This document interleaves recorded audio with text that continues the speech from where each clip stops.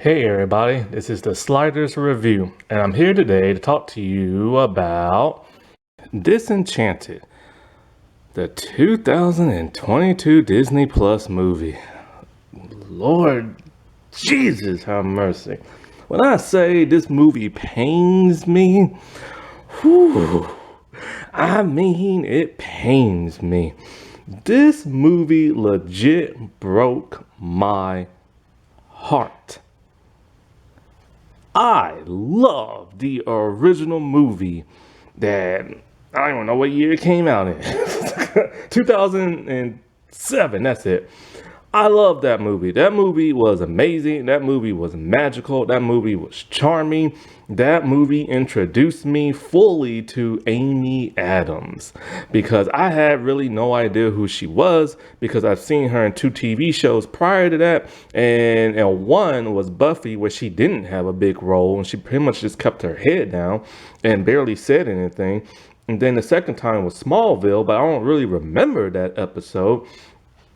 And so this movie just it really introduced me to her, to my eyes just like lit up. And I was like, man, this is an amazing, gorgeous actress and everything. And, I've seen her in some stuff afterwards and she's always killing it. Like, she is a great actress and everything. And I'll always get happy and excited whenever I see her in a new project. And it also introduced me to Adina Menzel, but ironically, a woman who's known for singing. She's not really an actress, but she's known for singing.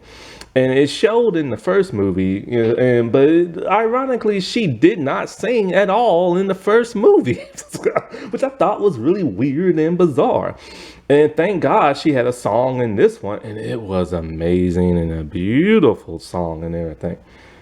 I was so happy she came back, but I was really upset that it was a small role.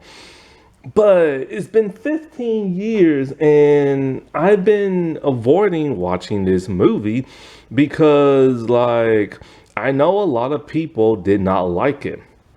And I'm not talking about the anti-woke mob. I'm talking about actual nice reviewers, people who are sane in the head, people who are actually, respectful. A lot of them didn't like the movie. And I'm like, oh no, if they didn't like the movie and they're actually like, not toxic, then what's wrong with this movie? So I just avoided it for the longest time, but I decided to finally watch it last night. And I wish to God I never did. Because it was nothing like the original. I just don't know what happened. You know what the problem, what happened? It's been 15 years.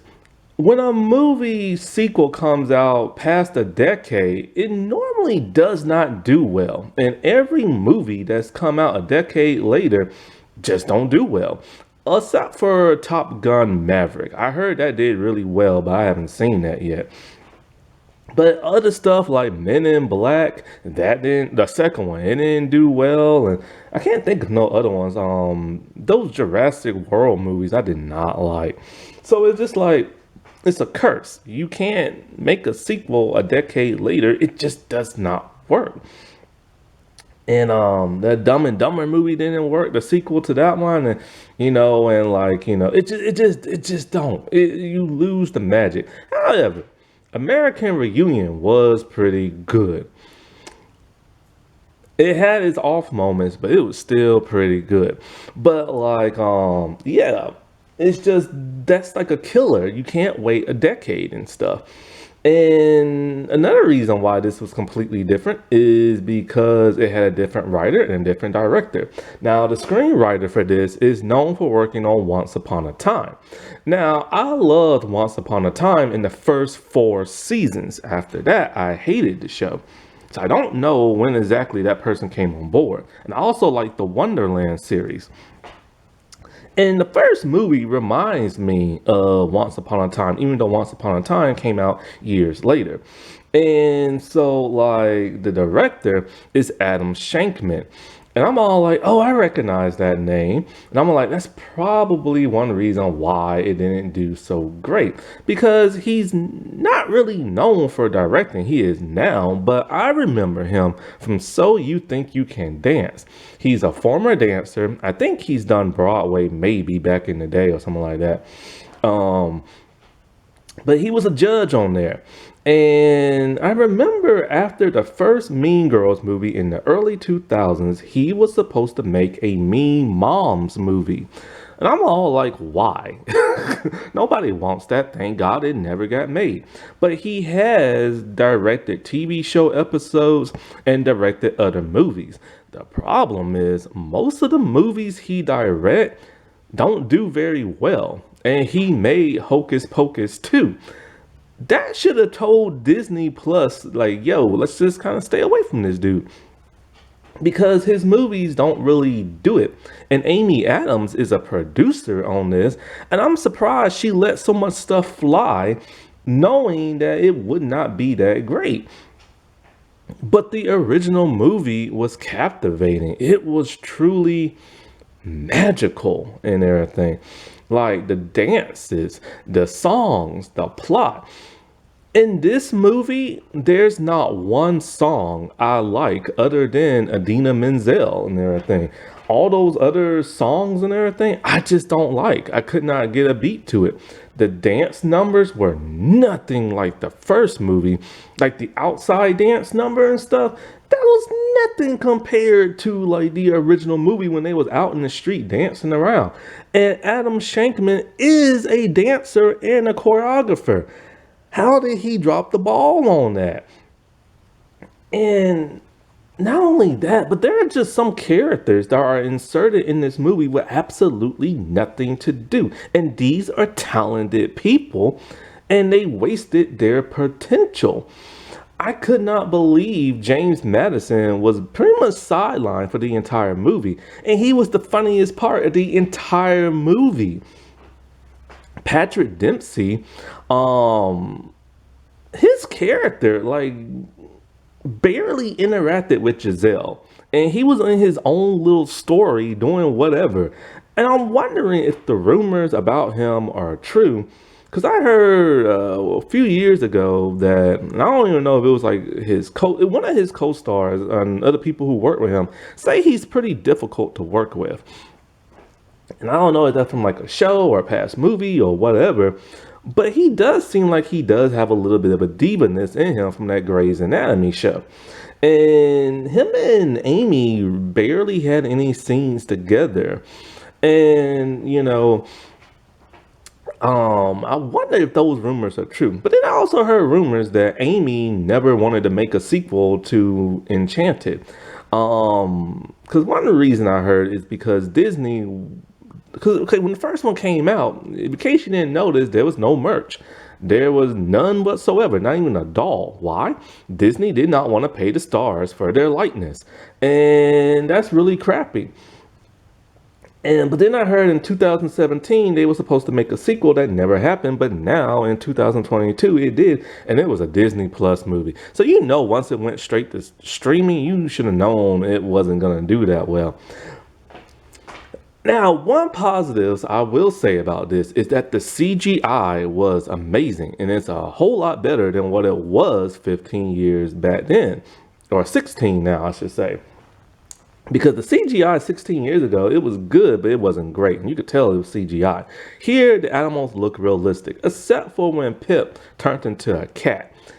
And the scroll, those are the only worst CGI in the entire movie. Another good positive is the 2D animation in the beginning of the movie. In the original movie, I didn't like it. It didn't feel Disney, and the mouth movements didn't match up to whatever they were saying. This time they improved on that. And like I said before, I always get happy when I see Amy Adams, but there was times where her performance is just like, okay, she picked it up right where she left off. It was really good. And then there was other times it just seemed like she didn't care and everything. Oh, I was so heartbroken when they didn't have the original Morgan from the first movie. She was so adorable and I missed her. But I do like the new actress. And I will get into this a little bit later.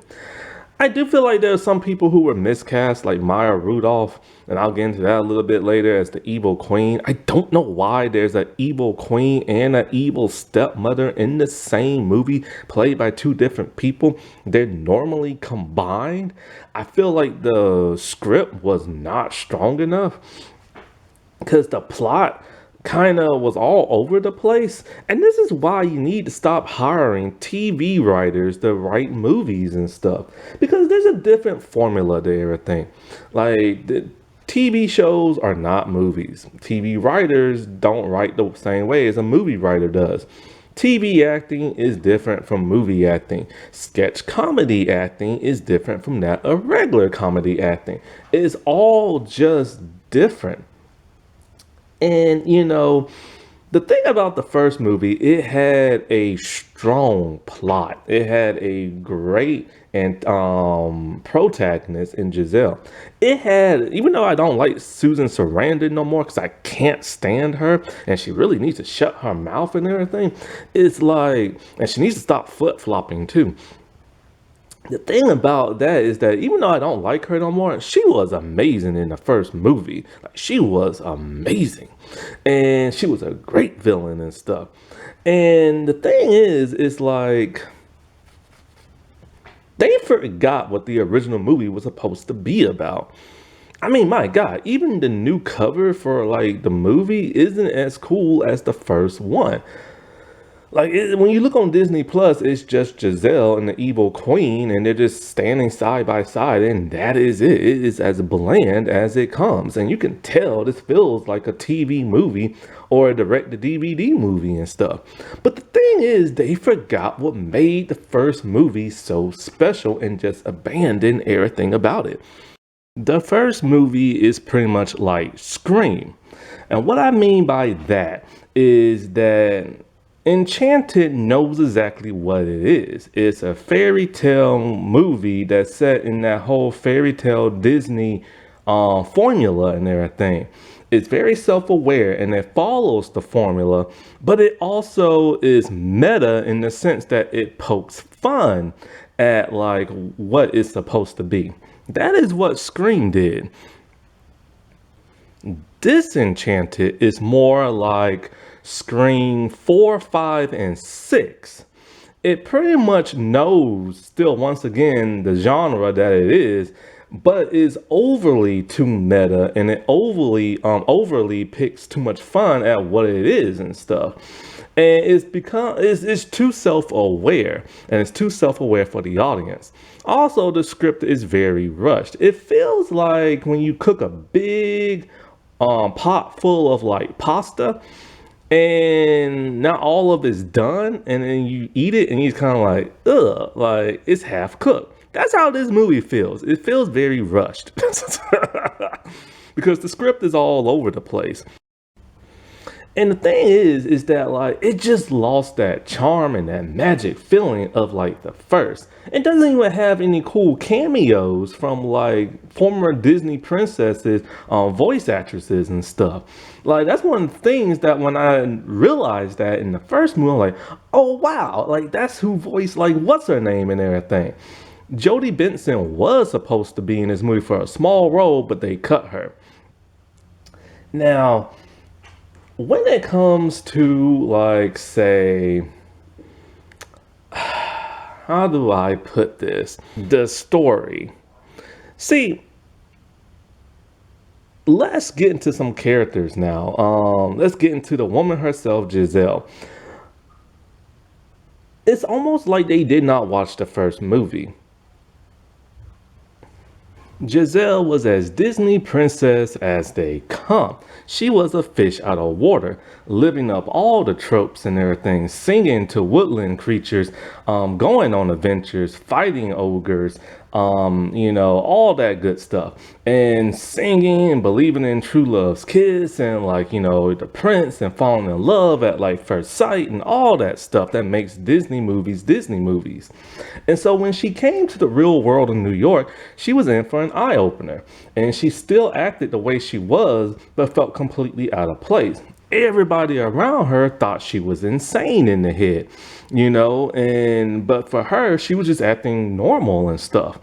And so in the beginning of Enchanted, Giselle, think of her as like a child, not aware of the world, doesn't know much. By the middle of the movie, she starts to act more like a teenager. She starts to grow up a little bit. And by the end of the movie, she has become a full-fledged adult. She's very self-aware what the real world is. She realized that her fantasy life is nothing more but just, when she met Robert, it took her a whole lot longer to fall in love with him than she did with Edward, because she is now in the real world and she is transitioning. She transitioned from a cartoon character to a real life person dealing with real life stuff. And that was the whole point of the first movie. To the point at the end, when she's at the ball, she's wearing an actual evening gown dress instead of like a Victorian princessy type dress. And she has her own business and she's wearing regular clothes and just like everything, you know what I'm saying? She's still dancing with like her family and stuff and having a good time, but she has transitioned. Now you get into this movie and it's like all of that has been like wiped away within 15 years span. But it's not really 15 years, it's actually 10. The movie is set in 2017 because they needed a teenage Morgan. And it's like, why wipe away what she became at the end of the movie? We never got to see her fully transition and see how she lives her day-to-day life in the real world. Now, when it picks up, she's still talking the same way she does. She's still singing.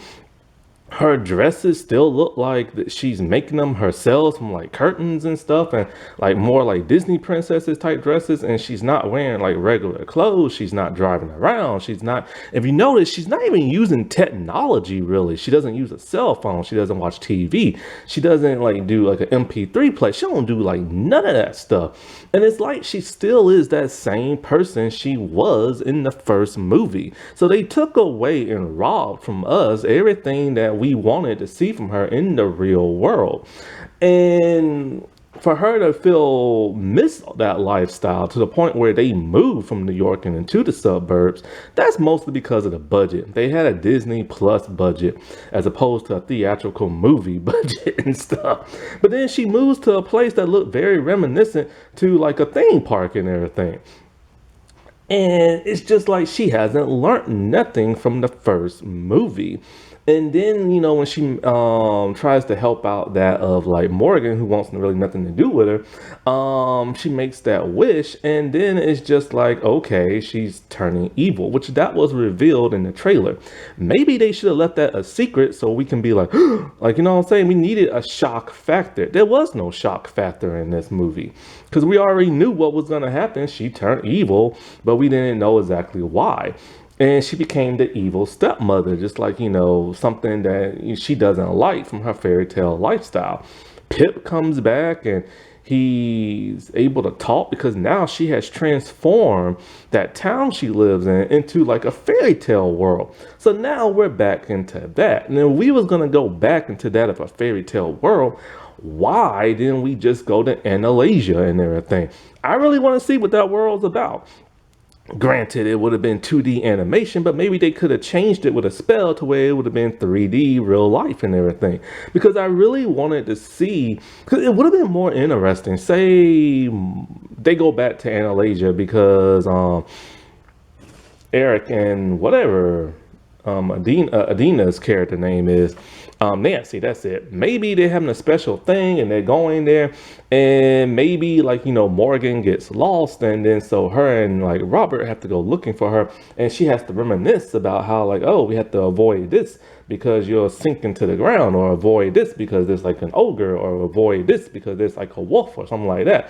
And it would have been like a cool adventure for them to go on and everything, as Morgan is getting swept up in that fairy tale lifestyle, because that's what she used to like kind of back in like the day and everything.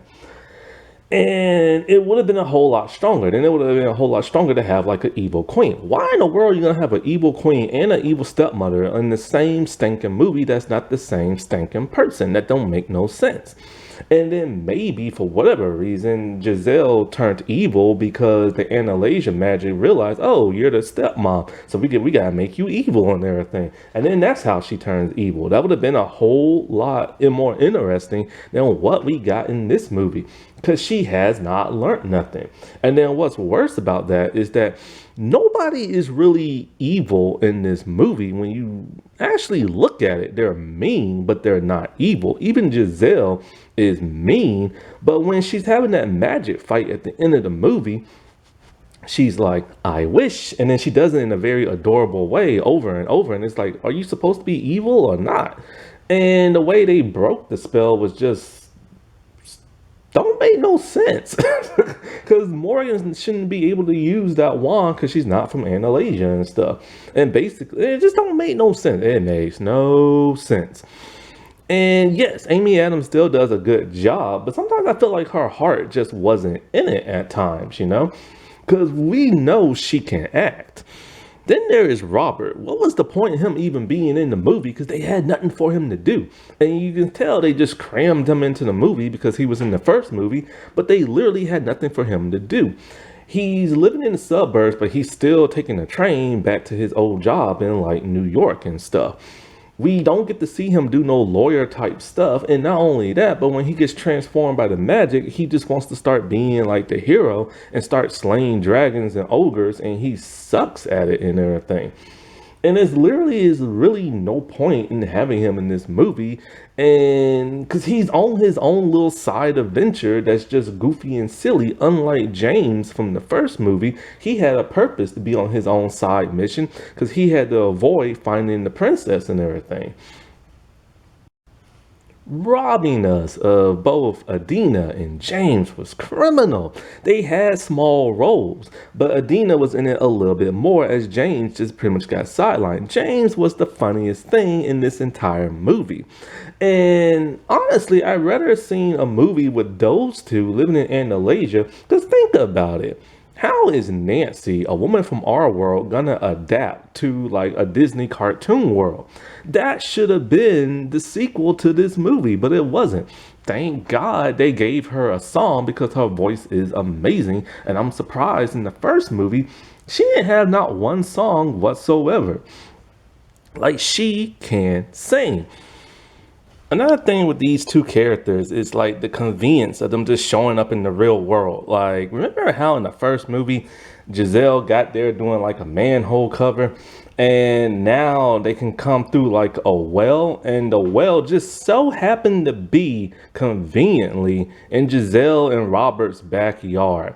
Like, what is the odds that's gonna happen? You know what I'm saying? Well, seriously though, what are the odds that's going to happen? And it's just there for the convenience of like the plot and everything.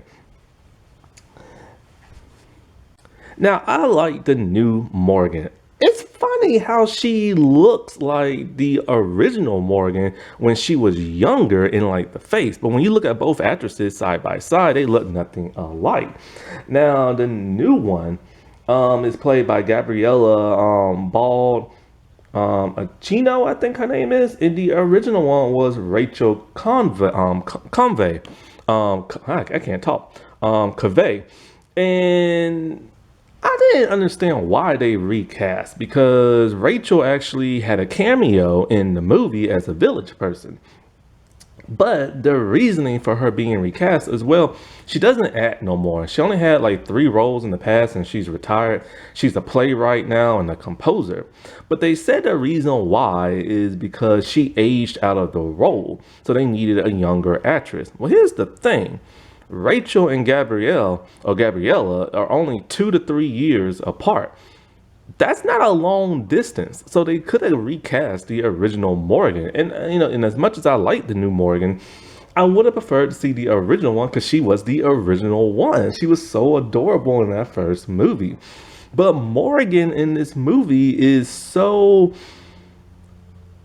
underdeveloped. First, when she starts off, her personality is completely different. Now she's a moody teenager. which is nothing like the way she was in the past. So what exactly changed her? We don't know what changed her in 10 years because the movie doesn't tell us. She's just different. And so she's in a new place and she doesn't want to be there. She wants to go back to New York. She's in a new high school and everybody's treating her like the new girl. They're treating her like crap. So it's basically like Mean Girls now. And so she's not getting along with nobody, but she sees this guy who's kind of cute to her, but he is the son of like the antagonist of the movie. And so, like, they don't really do much between him and her, and they rarely interact. So, with her, now it's kind of like what the first movie was, but the whole, love at first sight type thing, you know? But they don't really dwell on it because he's barely in the movie. So, it was pointless having him in the movie. So then Giselle tries to make things up to her by like doing this fundraiser type thing and like, you know, having her picture wear and some cupcakes, and that pisses her off. And so after the spell is cast, of course, everybody's under the spell, but they still know who they are, but they're still under the spell.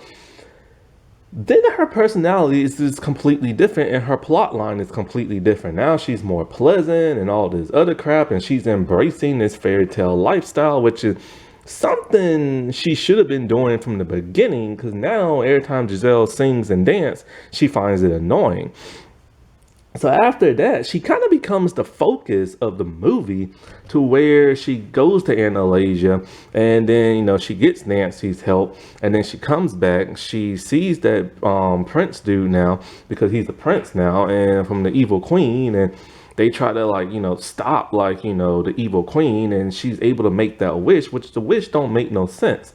First, she's not allowed to use the wand because she's not from Analasia, but they just write in a stupid line. They're like, "You're my stepdaughter. You're a part of Analasia as it be." No, her half sister is. Her half sister is half Analasian and half like real world people and stuff. But they don't even do nothing with the baby in this movie, because you think the baby would be like a plot device, but it's not. And the wish she makes is, "I wish we can all go home." How does that break the spell? Like, how? I mean, the home they could have took her to could have been New York. But anyways, it just don't make no sense. And then of course she dates the dude at the end of the movie, or at least starts hanging with him. And why? They have no chemistry. They've barely been on screen together. It's just because the plot does it. Now let's get into our last group of people. Also, I don't want to sound like one of those toxic people, nothing like that, but it's pretty self-evident that they tried to write every guy out this movie and sideline them. Because think about it, all the females are the only ones who do anything in this movie. Even at some point, Pip gets taken out by just rolling around and being a cat. You have Prince Edward, who, when the climax of the third act happens, he's all like, "I have to stay home and protect Analasia." How? The world is crumbling and merging with the real world. There is nothing you can do, and there's nothing you can do to save anybody, because the spell in which Giselle casts is merging everything together. And so Nancy, of all people, go, and Nancy is from the real world and doesn't do adventures and doesn't like kill bad guys and stuff like that. Then you have Robert, who just went on his own side quest adventure and did nothing for the rest of the movie. And then you have the evil queen's son, who is pretty much non-existent in this movie and is only there to serve eye candy and everything. And of course, that is modern day Hollywood right now. And it's a real problem because it's very noticeable, and they think people aren't going to notice that, and they do it to further emphasize women empowerment. But it's not real women's empowerment, it's forced women's empowerment and everything. It's no Xena, I tell you that right here, right now. Xena and Buffy and all that, like all them good shows back in the day, that was real women like empowerment and stuff. Our villain and our hench people, Maya Rudolph, plays that of the evil queen. She plays, I don't know her name, Melvina, which is a dumb name just to begin with. But I assume she was evil from the get-go, like magical, because that's how she's been promoted in like all the promotional stuff. But no, she's a regular person who's just mean and rude. And she has these two hench people. Now, here's my thing. I think Maya Rudolph is a very funny comedian. And she had no comedy in this movie. But she was funny on SNL. The problem is, and I've said this before, is that SNL sketch comedy is completely different from TV acting and movie acting. And many people from SNL are unable to transition into TV and movies. Some are, some are not, and some that have are losing it.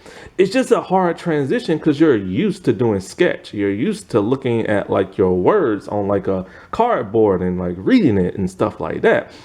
And every time she would deliver her lines, it looks like she was looking forward at like the screen almost and reading off like cards and everything, because she's used to that type of acting. And one time she actually did look into the camera, which I can't unsee now. And you're not supposed to look into the camera when acting and stuff. But not only that, but it's like she wasn't even really evil, and she wasn't really mean. Oh, she was mean, giving like dirty looks, but she wasn't really evil. And she always looked happy and smiley. So she just didn't feel like an evil queen, unlike the first movie and stuff. Now, her hench people are forgettable. They are wasted. Yvette Nicole Brown can actually act, and Yvette should have been the evil queen. If you ever watched Drake, what is it, Josh and Drake? If you ever watched Community, you know she would have been a perfect evil queen because of the simple fact. She has that angel motherly like voice, but she can also turn it mean and devilish and everything. And she is just grumpy and mean in real life, and that's how all the characters she plays. It was miscast. She should have played the evil queen. And she can sing. Some people don't even know that. She can really, really sing. And yet, I don't even think she had a musical number in this. As for the other lady, I really don't even know who she is. I didn't watch Glee. I watched Epic Movie, I think. But I don't really know her from nothing. And they're just two unforgettable hench people and stuff. And that is my biggest gripe with like the villains. They're not mean. I mean, they're not evil and stuff.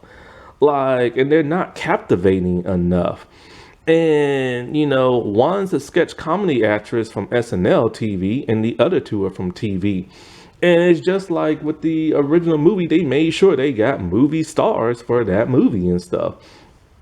So this movie broke my heart. It's a cheap imitation of what the original one was in terms of like storytelling and stuff. The visuals are great. It does kind of have a once upon a time feel to it, especially visually and everything. But it's just like this movie didn't do it for me. It had bad writing, and you know how I feel about bad writing. See, I am allergic to bad writing. See, it's like all like stuffy in my nose, and it makes me all sick, and it gives me like a high fever and everything when they do like the bad writing. I just can't take it. Mufasa did not die for this. Alrighty, well, I'll talk to y'all later. Bye.